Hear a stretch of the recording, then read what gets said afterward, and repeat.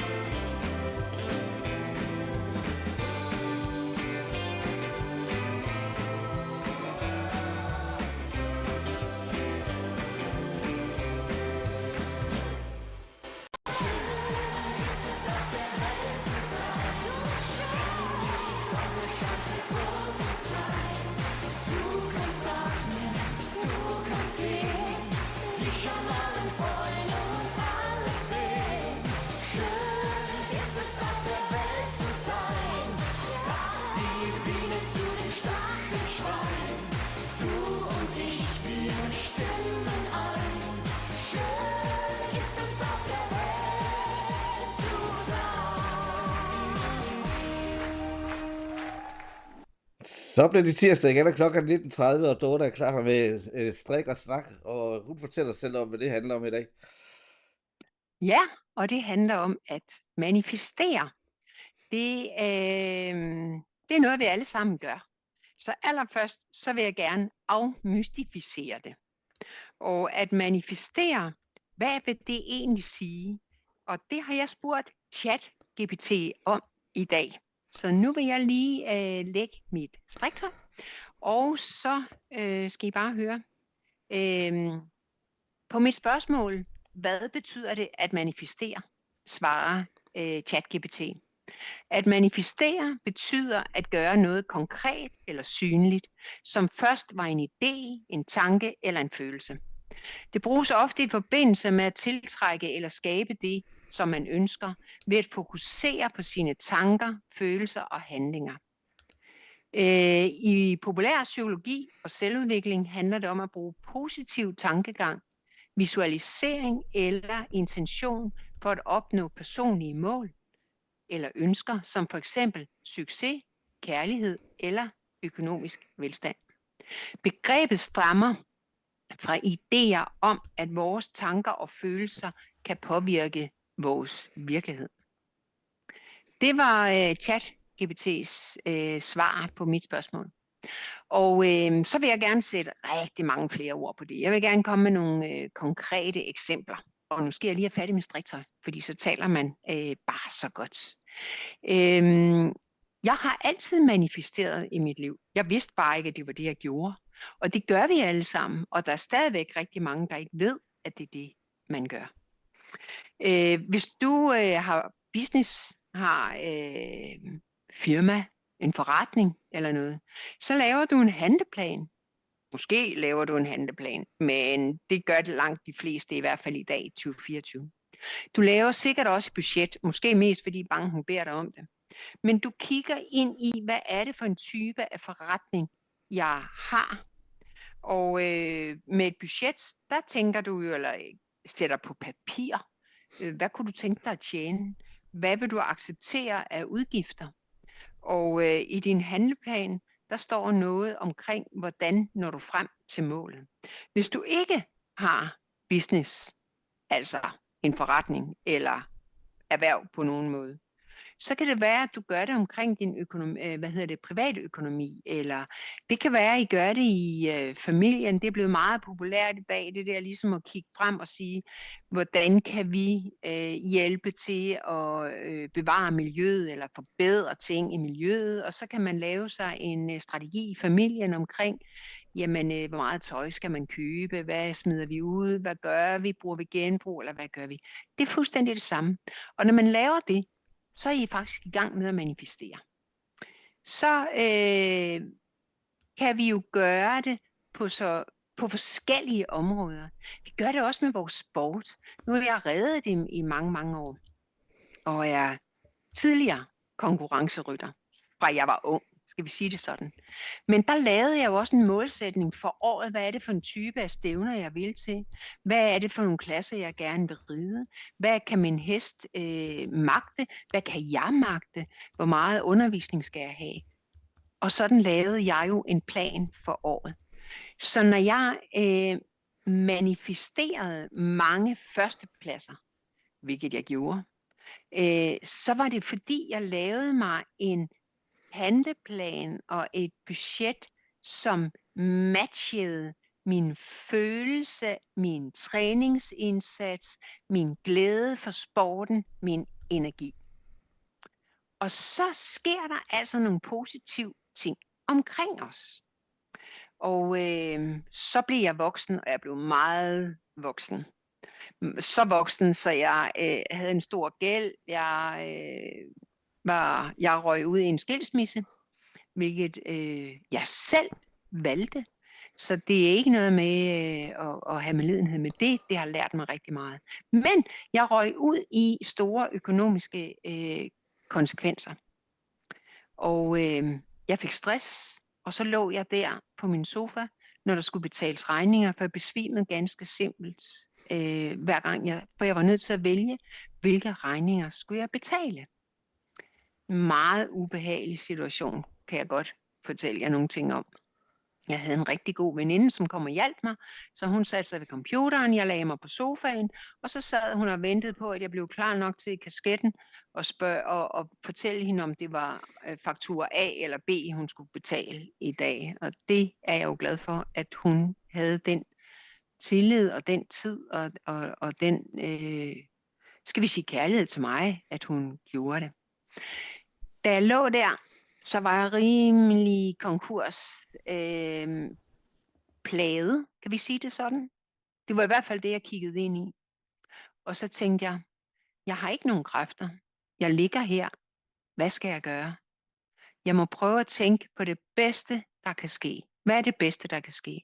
Det bedste, der kunne ske for mig, det var, at mine børn kunne beholde sit hjem, fordi det havde jeg lovet dem, dengang jeg blev skilt, at vi skulle blive boende der, indtil de ligesom selv flyttede fra Reden.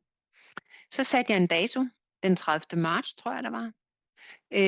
Der skulle jeg vide, hvordan kommer jeg videre.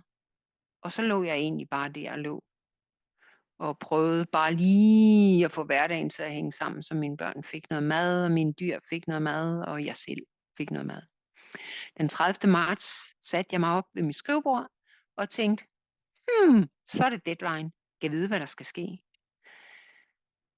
Og jeg sad længe og kiggede. Det kommer der ikke til at ske noget af. Så kom der en tanke. Jeg går i postkassen og kigger, fordi det var sådan noget, jeg altid havde gjort, at hvis der var noget, der ikke rigtig virkede for mig, så gik jeg i postkassen. Og i postkassen lå der et brev fra kommunen. Jeg havde tidligere haft nogle plejebørn, og det var opsigelse på et plejebarn, som jeg havde haft, men som jeg ikke længere havde. Så jeg ringer til kommunen og siger, jeg har modtaget det her brev. Og vi havde en længere snak, og inden jeg lagde røret på, så havde jeg simpelthen sagt ja til at blive akut plejemor.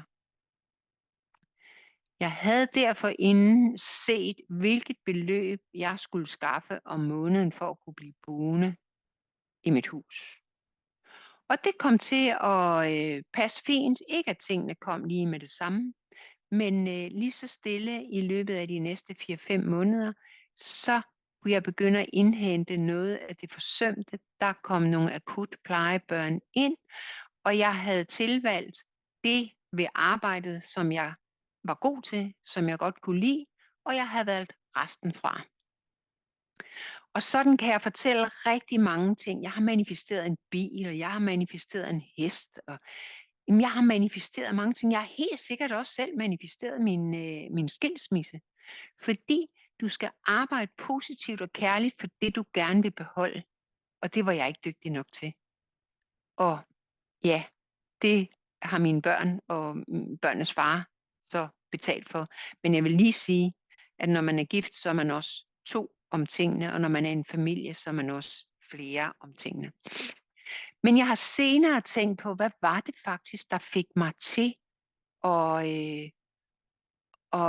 at fokusere på, hvad var det, jeg gerne ville. Og jeg er ikke et sekund i tvivl om, at det, der fik mig til at fokusere, det var kærligheden til mine børn. Det var det, at jeg havde lovet dem, vi bliver boende, og jeg er sådan en, der overholder det, jeg lover. Om jeg så skal løbe solen sort og bløde mine negle, eller rive mine negle til blod, var det, jeg ville sige, så overholder jeg det, jeg har lovet. Og det gjorde jeg. Men jeg kommer også til at arbejde rigtig, rigtig, rigtig meget.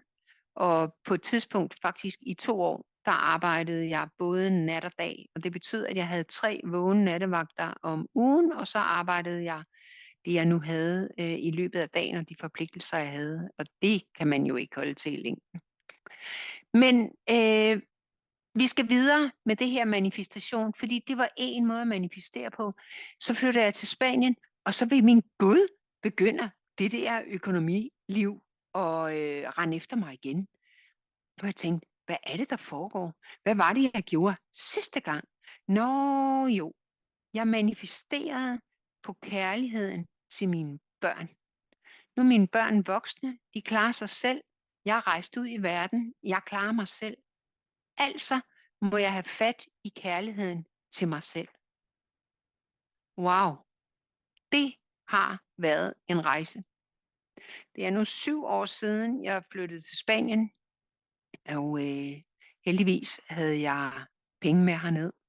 Men man tjener ikke så meget i Spanien, og man kan hurtigt komme til at bruge mere, end man tjener hernede, hvis man i hvert fald kommer fra Skandinavien. Så det har fyldt rigtig meget i mig, det her med dels, hvorfor tjener jeg pludselig mindre? Fordi jeg kan jo det samme, som jeg kunne, eller mere til. Hvad er det rent faktisk, jeg ønsker mig? Og hvorfor er det svært at finde kærligheden til sig selv? På et tidspunkt rejste jeg rundt i Spanien uden at have en fast base, for jeg ville gerne finde ud af, hvor jeg skulle bo. Og det ville jeg gerne finde ud af ved, at jeg skulle kunne føle det. Og jeg var ikke i tvivl om, lige pludselig, efter 5-6 måneder, at jeg skulle bo i Balmana Pueblo. Og så skrev jeg en seddel, hvor jeg skrev, hvad er det for en type af lejlighed, jeg gerne ønsker mig. Hvordan skal den se ud? Jeg vil gerne bede om udsigt over havet. Jeg vil gerne bede om udsigt til Malaga, Sierra Nevada. Jeg vil gerne have et soveværelse. Jeg vil gerne have et badeværelse. Jeg vil gerne have et køkken. Det er ikke helt almindeligt i Spanien. Nu er det måske, men det var det ikke.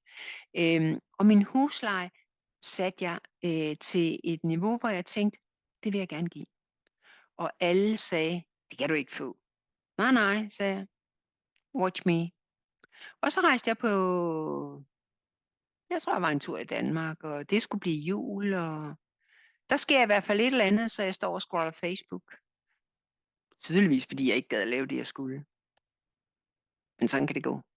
Nå, men lige inden jeg skal rejse til Danmark og holde jul, der popper der et opslag op på i en Facebook-gruppe. Det er bare lejligheden til prisen, siger jeg bare.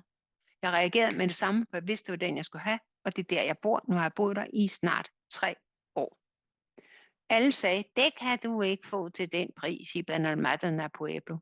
Jo, det kunne jeg så, og jeg er meget, meget taknemmelig over det. så sker der igen noget, at jeg faktisk ikke rigtig synes, at det, jeg ønsker mig, kommer til mig. Jeg havde nemlig glemt kærligheden til mig selv. Den skal man holde fast i hver evig eneste dag. Og når man når et niveau i læring, hvad end det er sport, i skolen, i politik, i din business, i din familie, hvor end det er, jo mere du lærer om ting, jo sværere bliver det faktisk. Det er det samme, som når du laver en forretning. Du har en omsætning, og nu vil du gerne vækste den. Du laver en ny plan, og du vækster din omsætning. Så kan du godt blive lidt grådig, ikke? Så vil du gerne vækste den en gang til, og du vil gerne vækste 2 gange på et år. Altså, hvem vil ikke det? Men du kan jo ikke blive ved bare at bede om, og bede om, og bede om. Så er du jo nødt til at give slip på noget andet. Så hvis vi skal gå tilbage til min case, hvad er det, jeg så skulle give slip på? Jeg gav slip på mit fuldtidsarbejde. Jeg gav slip på at leve på den høje klinge. Jeg gik lidt i sparemode. Nu er det ikke særlig svært for mig, fordi jeg er minimalist. Men jeg opdagede lige pludselig en dag, at jeg havde skåret mig selv væk nærmest. Mine udgifter var så langt nede, at ingen troede på, at jeg kunne leve for det. Og det er heller ikke sandt. Fordi, og nu kommer der noget meget, meget vigtigt. Det du tænker, det du siger, det du gør, det er det, der bliver hørt af universet. Og jeg skal ikke gøre mig til domsmand for, hvem er universet, eller hvad er universet. Men vi ved nu, det er videnskabeligt bevist, at alt er energi, og at du kan skabe ud fra den energi, du har. Så hvis du slukker fuldstændig for dine behov, og hvis du slukker for din selvkærlighed, og hvis du slukker for dit fokus af, hvor du vil hen, fordi du bliver lidt frustreret over, at der ikke rigtig kommer penge ind, jamen så slukker du jo, så beder du jo ikke om noget. Så det jeg også har været nødt til at give afkald på, og det har været svært for mig, og det arbejder jeg stadig på, det er simpelthen at give slip på kontrol. Kun at tænke på, hvad gør mig glad? Og når jeg ved, at jeg er glad ved at gøre det, der gør mig glad, ved at være den, jeg selv elsker, den jeg elsker at være sammen med, men så begynder ting også at løse sig for mig igen. Og jeg kunne fortælle mange historier om, hvordan ting er kommet til mig, hvordan bussen altid kommer, når jeg kommer, og hvordan toget altid kommer, når jeg kommer. Jeg har venner, der siger, det bus og det tog, det kommer aldrig til tiden, og jeg står altid og venter. Ja, fordi det er sikkert det, du tænker, du gør. Så jeg håber, at det giver mening, det jeg fortæller her. Det er rigtig, rigtig vigtigt at give slip. Give slip på kontrol.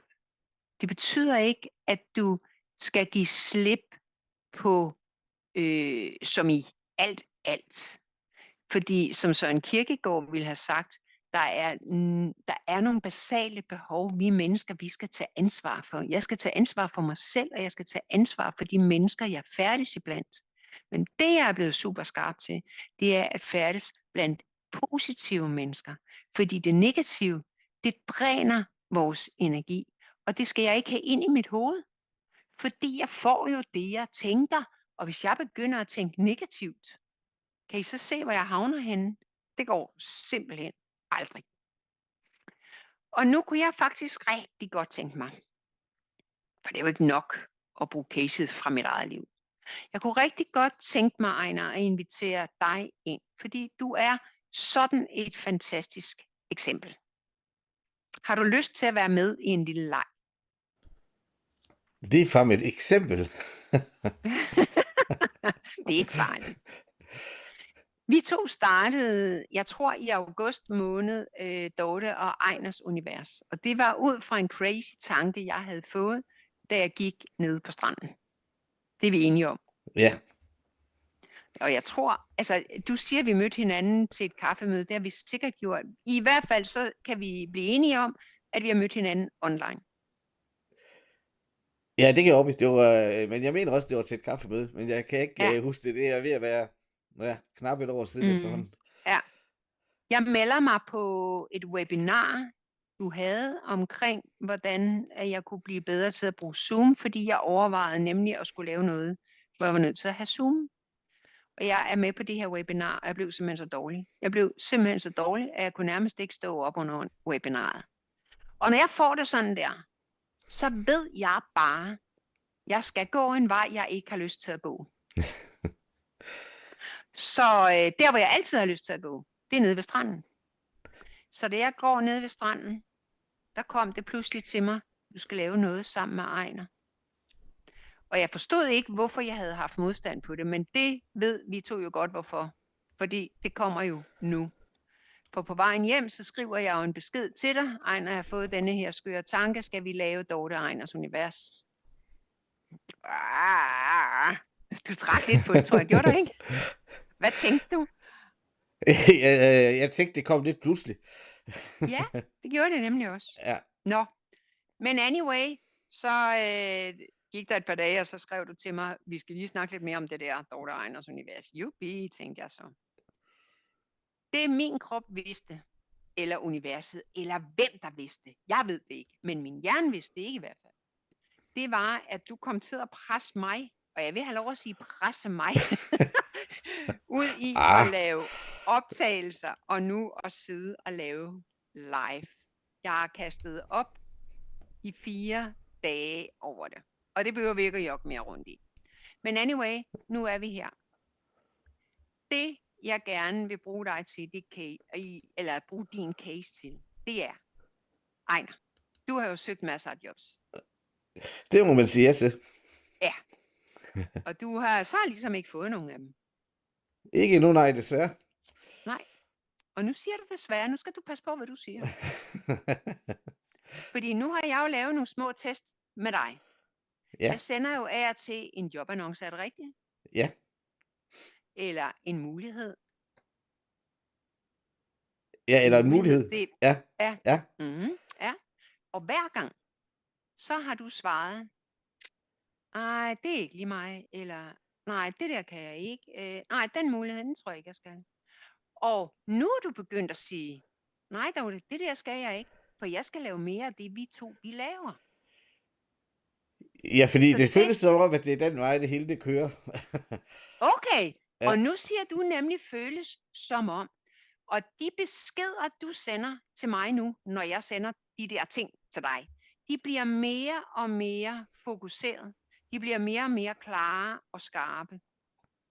Og de er så skarpe nu, så jeg ved, og det tør jeg godt sige, du kommer til at leve af det her. Og nu vil jeg gerne bede om, at du fortæller, ikke i store tekniske termer, men fortæl konkret om, Ejner, hvad er det, du laver? Og den måde, jeg gerne vil have, at du fortæller om det på, det er det, der gør dig glad ved at lave det her. Altså, hvad er det, du laver, og hvordan er det, det gør dig glad? Jamen, det jeg laver, det er jo det, som folk kan se nu, kan man sige. Jeg prøver at få et Zoom-møde til at ligne noget, som folk ikke kan genkende, når vi snakker om Zoom. Fordi det ser ikke helt sådan ud, som når vi er på Zoom, det her. Men det er sådan set Zoom, jeg sidder i. Hvor det hele ikke bare kører. Og hvad var det så, det andet spørgsmål, jeg skulle svare på? Det var, hvad er det i det her, der gør dig så glad? Jamen, det er, at jeg endelig er kommet til at arbejde med noget, som jeg skulle have startet på for mange år siden. Men bedre sent end aldrig. Det er nemlig rigtigt. Og der er jo vores største modstander på det at manifestere. Det er, at hvis ikke vi bliver meget bevidste om, hvad det er, der kommer til os, så kommer vi til at skubbe det væk, nøjagtigt som jeg lige var i gang med, da jeg var på dit webinar. Hvis ikke jeg havde været så bevidst omkring, at hvad jeg bliver dårlig over, det er fordi, at jeg skal i gang med noget, jeg faktisk synes er grænseoverskridende. Jeg skal ud af min comfort zone. Og der er nogen, der har bragt mig ud over en comfortzone, som jeg aldrig havde troet, jeg skulle komme. Så hedder han Ejner Riis Hansen. Ja, men det troede jeg jo heller aldrig, jeg skulle. Og det var også derfor, jeg aldrig kom i gang. Fordi vi skal Ah, helt tilbage til 1987. ja, Året før TV2 starter i Odense og starter op. De mangler et års forberedelse og et år, der skal falde på plads, før de går i gang. Og der kommer min far hjem fra skole en dag, og spørger, om jeg vil være med til at starte nyhedsredaktionen i Odense op, og det sagde jeg nej til. ja. Øh, Og og hvorfor gjorde du det? jamen, det gjorde jeg, fordi hvis du havde sagt, at jeg skulle stå foran en kamera, eller bagved for den sags skyld og sige noget, så var jeg jo løbet langt væk. Ja, Det skulle jeg ikke. nej, Og så det havde skulle jeg du en ikke. idé om, at de arbejdstider, som man har sådan et sted, at de vil ødelægge alt familieliv og hvad man ellers har. Men Mm, efterhånden, som vi er kommet frem, jamen, så kører det hele jo bare ud i en, og så er det jo ikke, det ser jo ikke så slemt ud. nej, Men det var noget af en overvindelse, da jeg startede i den supermarked dengang og skulle til at arbejde om lørdagen. Så siger jeg, det har jeg aldrig gjort før. Men det har jeg jo så gjort siden hver anden, hver ja, tredje, eller, ja, eller på et eller andet tidspunkt. Og det er jo ja, gået fint, kan man sige. ja. Så hvis vi skal ligesom tage et sammendrag af det her, ikke? Så i den tid, vi lever i nu, i den energetiske tid, det er et meget fint ord, jeg har øvet mig på, energetiske tid, vi lever i, skal vi blive endnu mere bevidst, og nu bryder jeg mig egentlig ikke om at bruge ordet skal, men det gør jeg nu så alligevel. Fordi det er jo simpelthen meningen, at vi skal leve mere bevidst. Vi skal blive mere klar på at gribe de tanker, der kommer, og vi skal gøre det, der gør os bange, fordi bange skal ikke styre os. Når vi er bange for pengene, så kommer de ikke til os. Når vi er bange for at gå live, så kom der ud over skrænten, fordi det bider sgu da ikke at gå live. Vel, men Nej. hvad er det, jeg er bange for? Jeg er jo bange for de andres tanker, for hvordan oplever de, når vi begynder at folde os ud her. Og det fører mig hen til, kan jeg ikke være ligeglad med det? Jo, for det handler om, at jeg er glad, at jeg giver noget til verden, at du er glad, Ejner, at du giver noget til verden. Og når vi giver viden og glæde, og vi gør det med glæde og med hvad skal vi sige, ryggrad i den viden, vi giver ud, så glider det jo. Ja. Giver det mening? Ja, det gør det. Jeg sad også lige og tænkte på, jeg tror, det var Michael Kamper, der fortalte mig det, fordi han er jo på TV2, vi havde ham i seniorerhverv, Ja, og sige, når du sidder og laver sådan noget, og så tænker på, hvor mange der sidder og kigger på det, det er ja, ikke den måde, man skal se det på. Du sidder en til en. Det kan ja, godt være, at du sidder en til en med 1 million, men du er kun dig og en anden. Så er ja, det lidt nemmere at håndtere. ja, præcis. Og det kunne jo lige momentvis få mig til at sige, at jeg har haft meget svært ved at lære det her med opslag på de sociale medier, for jeg bryder mig faktisk slet ikke om at være der, så kan de andre jo også se mig. Men nu er Ja, mit selvbillede jo blevet fantastisk. Jeg ved jo, at jeg står inde for det, eller hvad kan man sige, jeg står inde for den viden, jeg har. Jeg ved, den er reel. Jeg ved, jeg er ærlig. Jeg er det menneske, jeg er. Og dem, som ikke har lyst til at være sammen med mig, som jeg er, de har heldigvis så mange andre at være sammen med. Sådan er det. ja. Ja, og hvad var det så lige, vi kom fra? Hvad var det lige, du sagde? Jeg sagde bare, at man skal lade være med at tænke på, at der sidder 1 million eller flere. Nå ja, At der og kun så var er det. én, Ja, man skal koncentrere sig om. ja, Fordi rigtigt. du kan ikke se dem alligevel. Nej.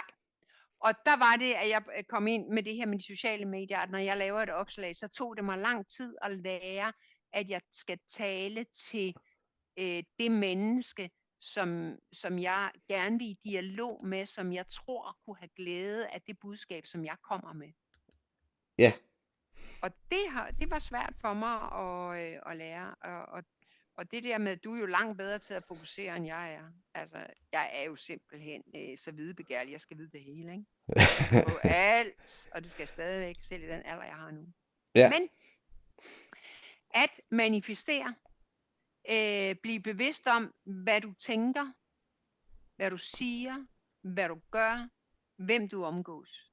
Start med at tænke positivt.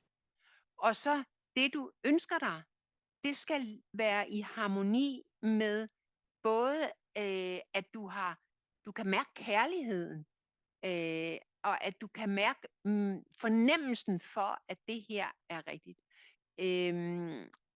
Jeg har for nylig lært om de 3 hjerner, og det kan lyde mærkeligt. Men hjernen, hjertet og maven skal være i harmoni. Og det du ønsker dig, det kan du lynhurtigt mærke, om det kan få ben at gå på.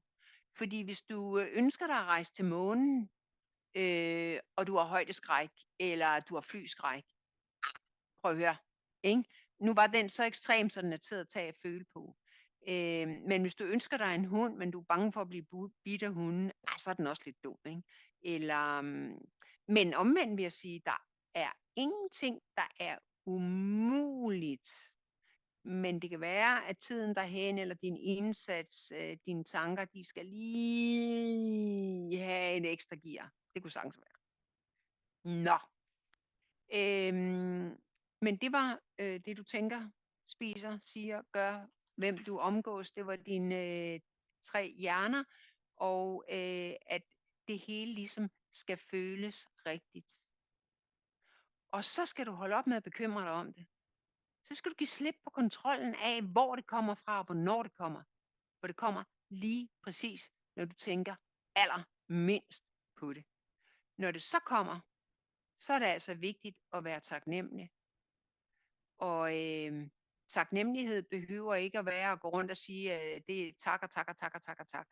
Det kan sagtens være en følelse, det kan være en handling, du har med dig selv, det kan være en tanke, det kan være, der er nogen, der beder en bøn, og der er nogen, der skriver, der er nogen, der fortæller det til en veninde, og der kan være mange muligheder for taknemmelighed, men det er rigtig, rigtig vigtigt.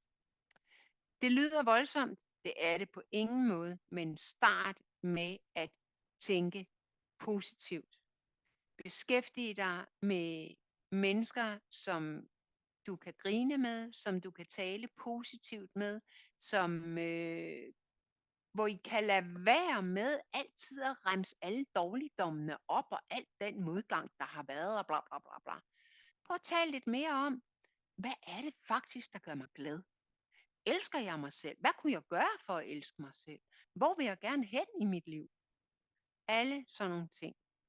Og nu vil jeg ikke fortælle mere om det, fordi så er du velkommen til at bestille en tid. Så kan vi tale mere om det.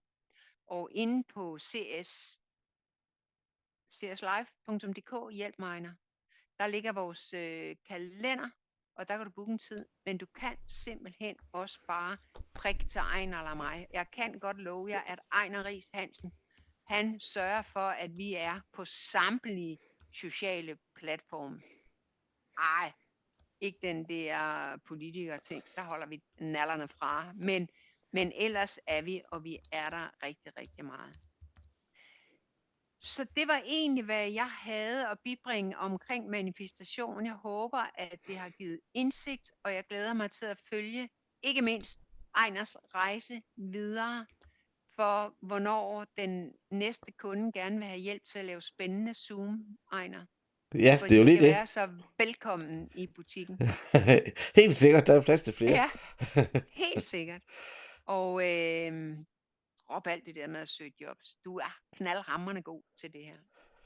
Ja, Og nu kommer der nemlig et spændende indslag, som Ejner har lavet og brugt rigtig meget energi på. Er det ikke rigtigt, Ejner? Noget med et lykkehjul og noget. jo, når vi er mange nok, så kan det komme til at se sådan her ud.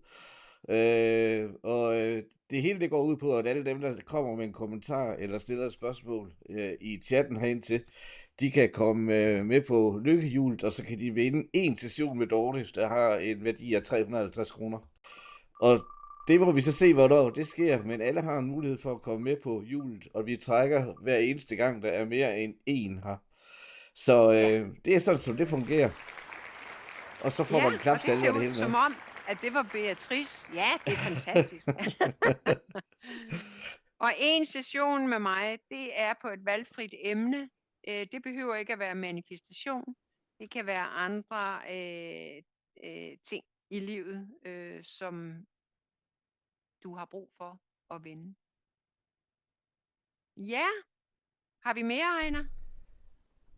Jeg har ikke så meget mere til i dag. Det er Nej. jo dig, der ved mest om emnet, kan man sige. Ja, og jeg synes faktisk, at jeg er nået rigtig godt omkring det, hvis jeg skal sige det selv. Kom endelig med spørgsmål. Min telefon er altid åben. Det egner sig også. Jeg ved det.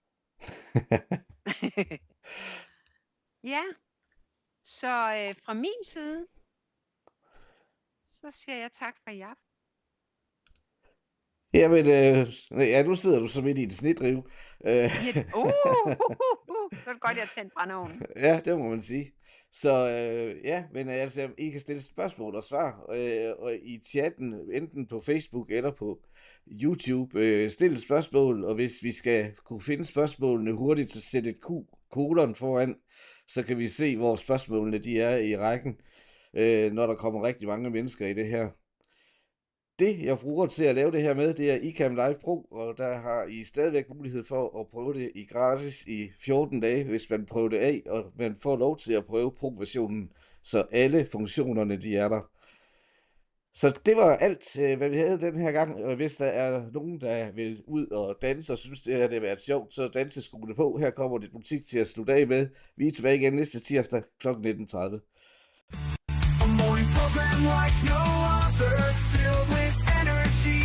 Fun. From the piano to the stage, he's always ready to make a twist. Good Morning House is the place to be when the day has just begun.